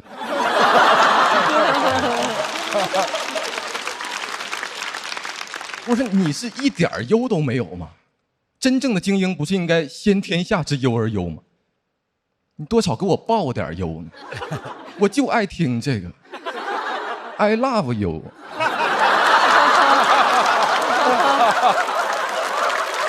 关键我一直点击不感兴趣，选择原因是内容引起不适。平台还是给我推，感觉这是他们新出的功能，叫猜你膈应。我不爱看这些，是因为我总忍不住跟他们比较，这是从小养成的习惯。我爸妈小时候就一直让我跟别人家小孩比，最常说的一句话就是看看人家。我中考失利了，看看人家；高考失利了，看看人家。直到我考研去了北大。谢谢。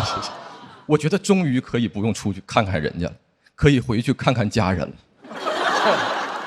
但是我发现学校里更逃不开跟人比较。我以为北大是我的世外桃源，没想到桃源深处有人家。哦，这个好。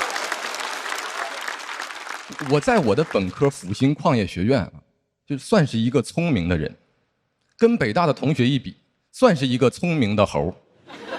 我缺的都不是文化，是进化。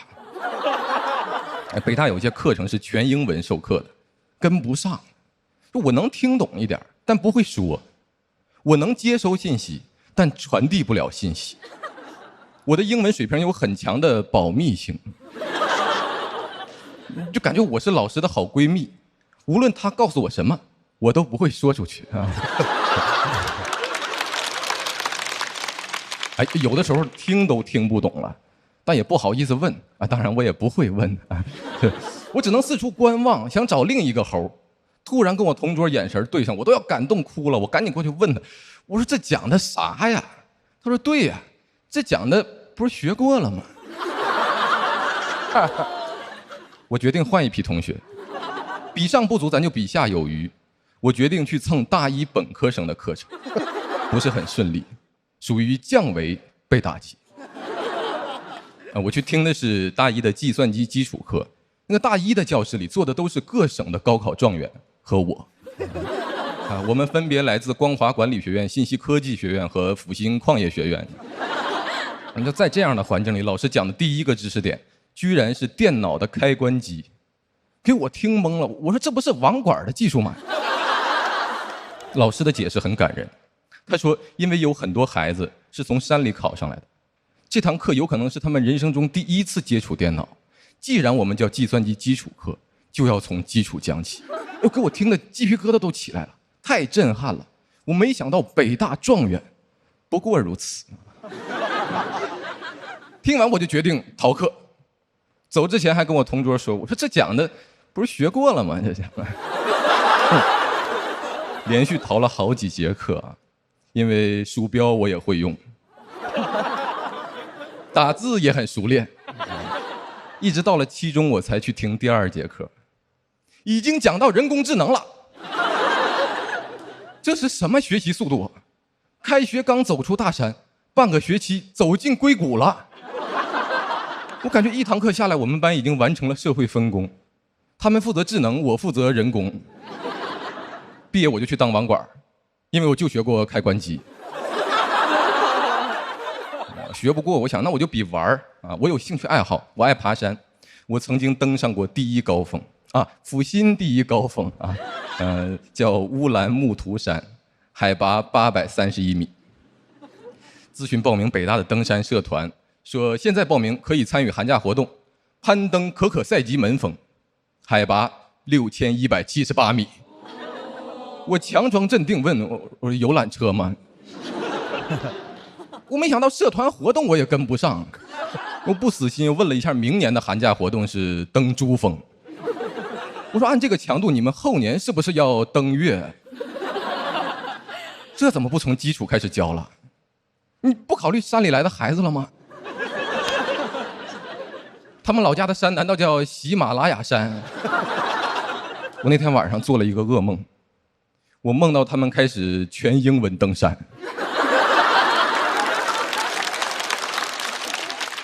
这帮小天才到了山顶，突然掏出电脑，开始学习计算机技术，看着周围飘过的云层，一拍脑门，哎呀，我学会了云计算。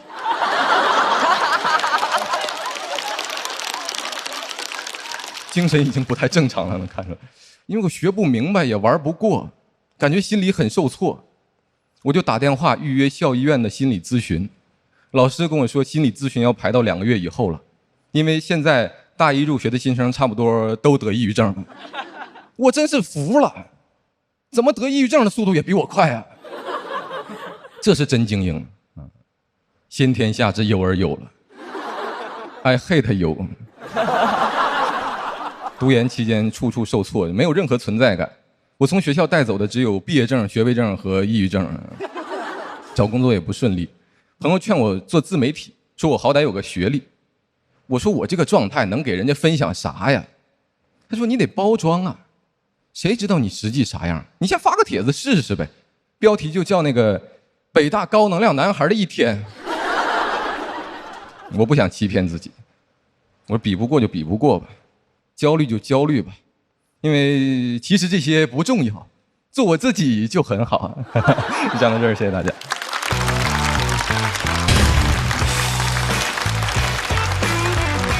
目前锁票倒计时，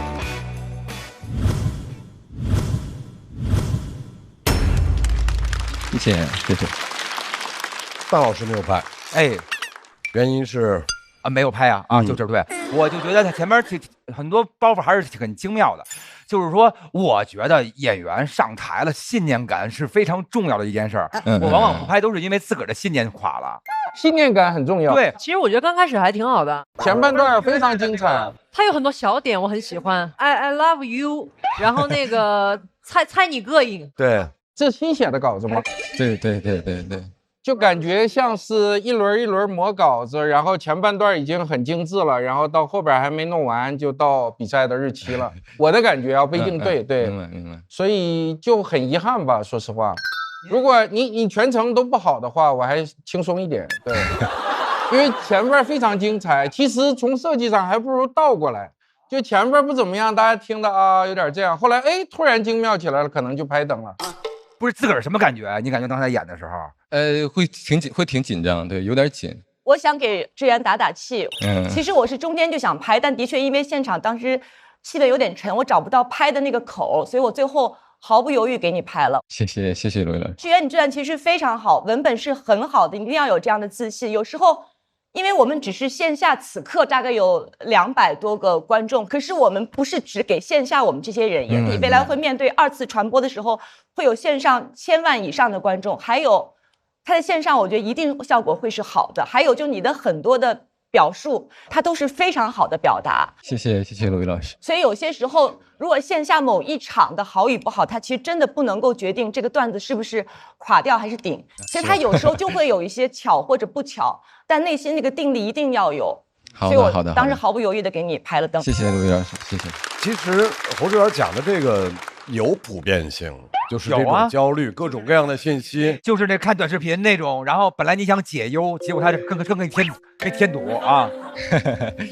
现在心态会好很多了。对，其实找到适合自己的表达，找到自己最擅长的内容，是所有的脱口秀演员一定都会要面对的一个过程和问题。我们再次把掌声送给侯志源，谢谢。同时，智胜回到舞台。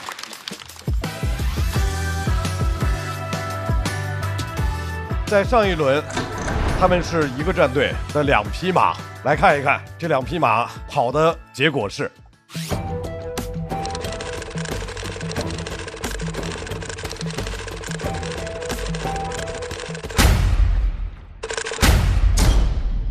谢谢。智胜265，要继续等待，而侯志源要进入到待定区。侯志远203票，我的天哪！我从没想过他会拿这个票数，但是作为一个今天只拿了225票的人，看见侯志远演得不好的话，可以说是心里受到了一些小小的安慰吧。值得嘲讽，值得嘲讽。我就是预期是2轮嘛，储备也是2轮嘛，过程中确实锻炼出来写稿速度了。然后之前我写一个怎么也得1个月，那这个就1周2周这种。然后我觉得我已经尽力了，对，但确实还是得练，就是这个感觉。这组的第3位演员，老朋友了，大家都非常熟悉了，掌声欢迎步惊云。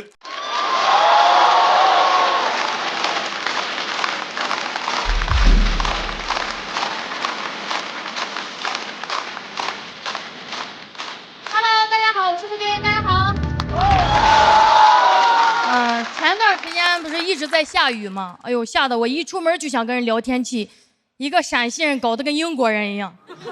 其实我不喜欢下雨，因为小时候我家一直住的是平房，只要下雨就漏水，而且一下雨我妈就对我爸骂骂咧咧。我那个时候就知道我不喜欢下雨，我妈不喜欢我爸。一到雨天，我妈就得把家里的锅碗瓢盆都放地上去接，你听多了都能区分出他们接水时的区别。是盆儿，咣是碗，啊是我踩翻了盆，我妈打我的声音。那种雨声我很难听，但现在说是叫白噪音了，可以助眠。我用不了啊，因为我小时候住的是4D 的雨景房，不会越听越放松的，会很紧张，但又不敢睁开眼，怕一睁眼天花板给我滴眼药水，又怕闭着眼睛真睡着了，被子从3斤变5斤了。当时家里漏雨太严重了，我就发誓我长大以后绝对不住别墅，我做到了。小时候最怕那种雷阵雨了，这个时候我爸会着急忙慌的抱着一捆塑料布，扛个梯子让我帮忙。哎呦，给我爸扶梯子简直是我的童年噩梦，太紧张了。不知道为啥，我爸老穿拖鞋去爬梯子，老做那种打滑的动作，他每滑一下，我的心就揪一下，我站那儿都开始胡思乱想了。我说，哎呦，如果我要是滑倒了，把梯子铲飞，我爸不就被我发射出去了？哎呦，那可不行！我想保护好他，我甚至把我的脚趾头从拖鞋里面伸出来去抠地，根本抠不住。我越用力，那个脚就越滑。有一次使劲一蹬，拖鞋都变脚腕了。抬头想看看我爸伟岸的背影，没有，只有个屁股。看我爸哆哆嗦嗦上梯子，还挺感动的哦。父爱如团，为我遮风挡雨。正想呢，我爸突然说：“来，你也上来。”然后我就看见我爸用2个手指头捏住那个梯子，他在假装扶着，嘴里的烟都没舍得掐。这也太心大了！我一边爬梯子一边想，不是说天要下雨娘要嫁人吗？我妈怎么还不嫁人呀？上去之后，跟我爸好不容易把那个防雨布铺好。第2天雨一停，我爸又说：“走，上屋顶。”我说：“怎么又去呀？”我爸说：“太阳把防雨布晒坏，下次没法用了。走，上屋顶。”所以我不爱听周杰伦的《屋顶》。什么在屋顶唱着，不可能，周杰伦没上过我家的屋顶，他上去一点唱歌的心情都没有了。因为我家的屋顶上面很脏，有大风刮来的垃圾，有一个坏的太阳能热水器，还能看到有钱邻居家的2楼。雨天还要撑着一个破伞去学校。有一次大风把我伞都吹跑了，但我依然这么举着走。旁边的人用诧异的眼神看着我，不管，就这么走。有时候啊，只要你足够坚定，别人就会怀疑自己。对，我就这么抽象。我跟你说，穷人家的孩子早抽象。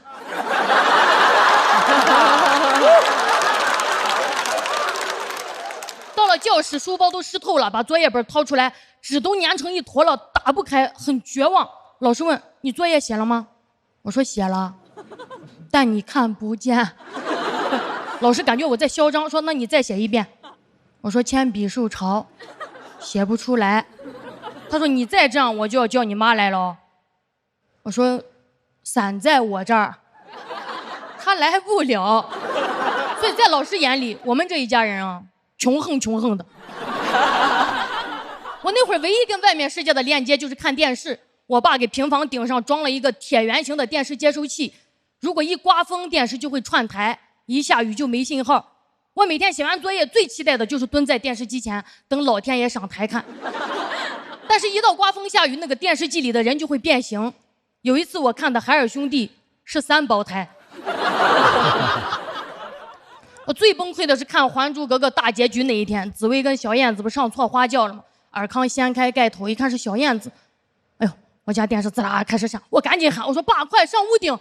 我爸好厉害啊，他上去捣鼓一会儿，直接挑出3个字：全剧终。我说啊，尔康娶了小燕子，我当时天都塌了。我能理解爱情是痛苦的，但是再痛苦也不能乱来吧。后来看《情深深雨蒙蒙》，何书桓和依萍在雨中亲吻的时候，我一下就敏感了，我太懂依萍的心情了。你说下雨天他俩为啥去路口亲呀？因为依萍家住的也是平房，依萍不好意思让书桓去他家，我懂。如果是我，我也把他带外面。你说这种漏雨的家，你怎么把他带回去谈恋爱呀？啊，人家刚一进门坐沙发上，哎，屁股湿了，刚跳起来盆踩翻了，啊，有点尴尬，想逃离现场。刚一出去，我爸扛个梯子走上屋顶。看到这儿，我就在想，住这种漏雨的家就不要谈恋爱了。对哦，我本来就不能谈恋爱，当时我才6年级。确实，当时有一个喜欢的男孩，我俩一起约好上下学，但我不想让他知道我家在哪儿，我就告诉了他一个假地址。也就是说，我每天要早起半个小时，先骑自行车去一个假的家门口等他，然后一起去学校。放学跟他一起先回到假的家，我再骑回来。坚持了1个月，我就扛不住了。我明白了一个道理，有2个家的人好累呀。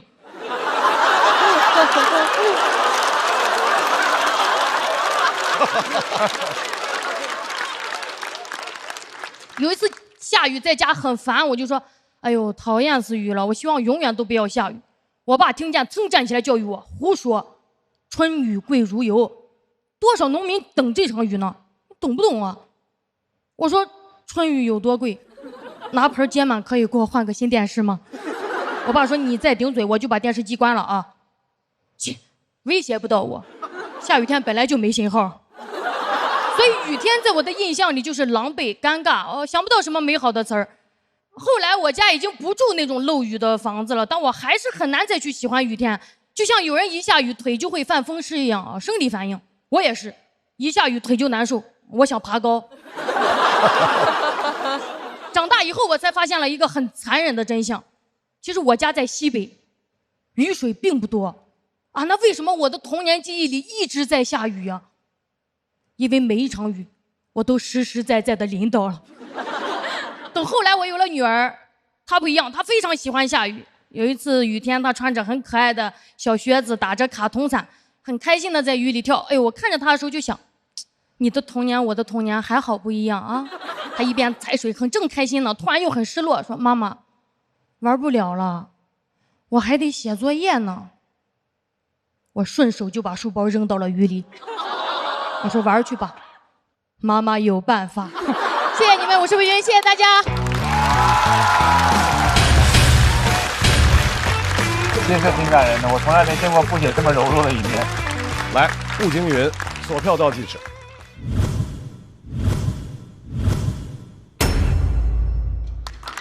谢谢。是因为前段时间上海没雨，然后才让你写的这个。对，就是雨天的时候，一下就想到小时候的记忆，就写了这一篇。步惊云那个这一季整个的表现，我就觉得步惊云现在在我心目中的位置非常的高。他有特别强的舞台掌控力，真的是。然后我刚说了信念这件事儿，步惊云每回演出就是稿子，然后再加上整个人合一的，是的，对，然后就特别有信念，而且我特别喜欢这句话。我这个今天的灯就是给那句话拍的，说的是你够坚定，别人就怀疑自己，别人就怀疑自己。哇，我觉得就是总有一些这种力量一下打进心里。哎，步惊云是去看了他的大老师的演唱会。对，我上周带着我女儿去看了大老师的演唱会啊，那天真的我感觉，哎呦，尤其我跟我女儿一起在蹦的时候，有一种我俩的童年在大好时光的现场碰撞的那种感觉，很美好。谢谢大老师，谢谢大老师。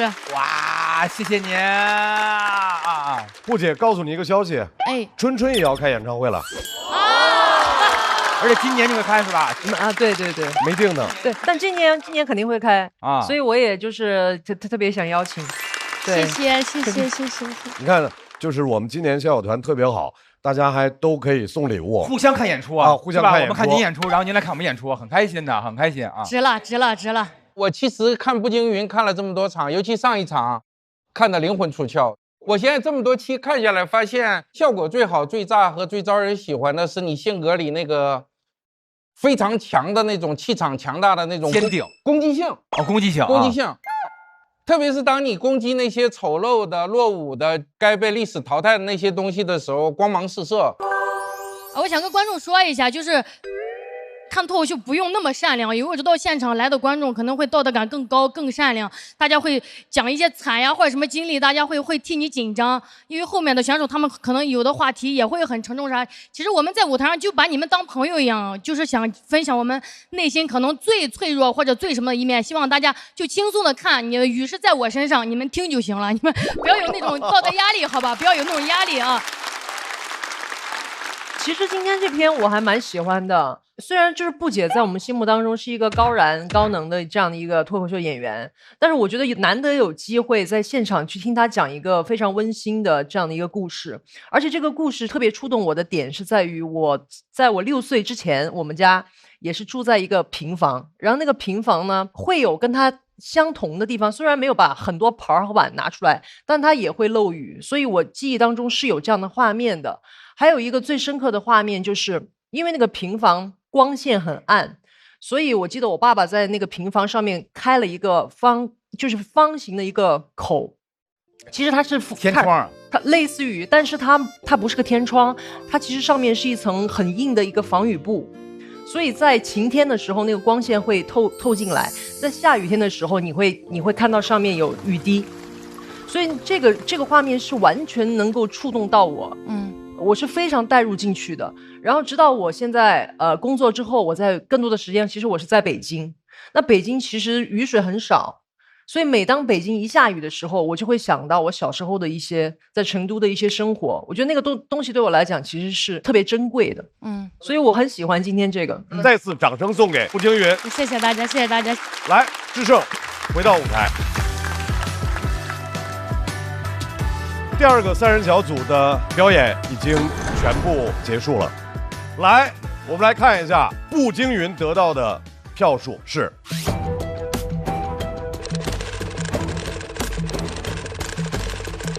213。步惊云要回到待定区。我先上去。好嘞，等我。我能想象布姐野性的一面，但我很难想象布姐这么脆弱的一面。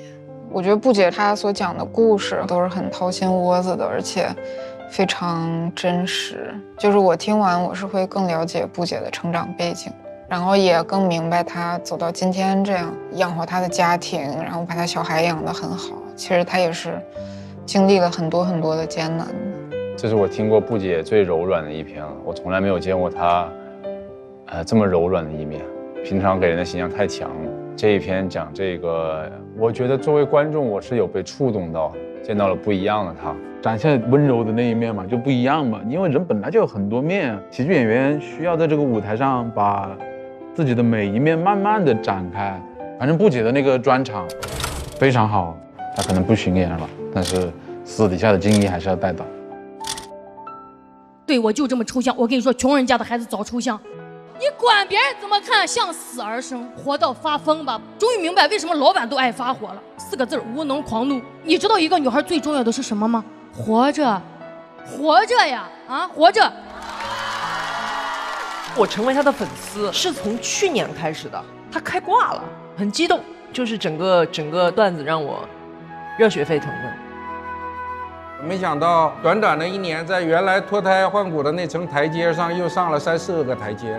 他永远能够用他的表演来表达出来一种对外界的洒脱。就是你一直在蜕变，你长成了这么美好的样子，我觉得太为你感到高兴了。能够有此刻的这种震撼，我觉得感谢你的演出，也感谢生命能带我来这个地方看到你的演出，谢谢你。好了，散会，我是步惊云。徐志胜要抽取自己的对手了。徐志胜将面对的是漫才兄弟何广智、孟川和毛豆。就这么跟你说吧，我都打不过。来，徐志胜开始抽。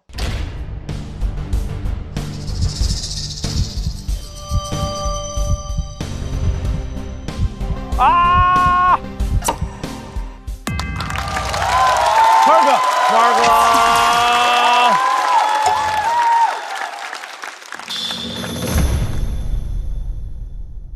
各位，上半场的比赛就全部结束了。再次感谢所有的优秀的脱口秀演员们，感谢编剧老师，感谢脱口秀俱乐部的主理人们。期待半决赛各位带来更精彩的表现。想来现场体验线下脱口秀演出的快乐吗？微信搜一搜效果，关注效果官方公众号和小程序，超多演出等着你来。新一轮脱友全国巡演即将开启，打开效果小程序，关注你喜爱的演员，并许愿你想看的城市，朋友们就有可能来到你的身边。比赛仍然在继续，接下来的比赛一定更加精彩。感谢大家，再见。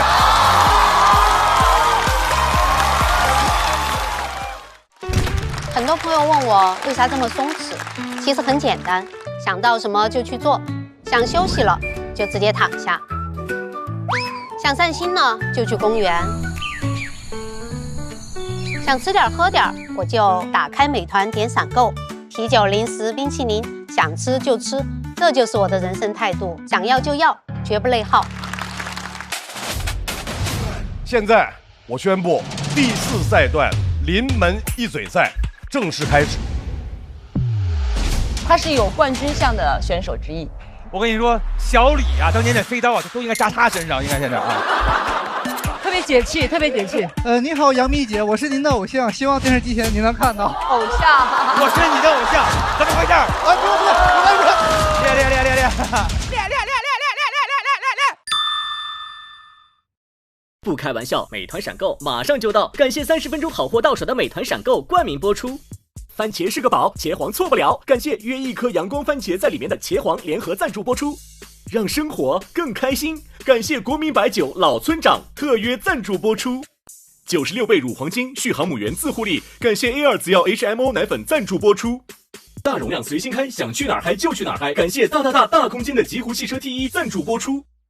找回状态，脉动回来，感谢随时随地帮你 call back 好状态的脉动行业赞助播出。聊天吃乐事，分享更快乐，本节目由片片薄脆乐事不停的乐事赞助播出。真好笑，真有机，本节目由3方认证真有机的海天有机赞助播出。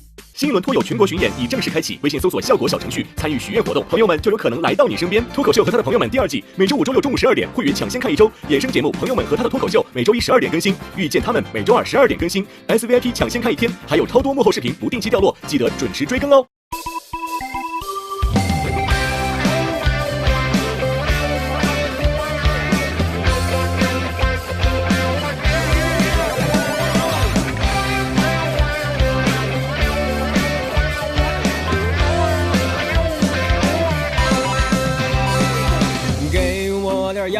阳光我就灿烂，给个破框，我就能下单。给我头大蒜，大蒜就能下饭，谁都拦不住我，逗我自己玩。给我一个木马，我就开始旋转；给我一个猪圈，我就开始撒欢；给我一顿臭马，劈头有概念。哎，我反弹反弹反弹，哎，我反弹。天生就是自来嗨。原因留给别人猜，管他该来不该来，心不菜就不该打不败。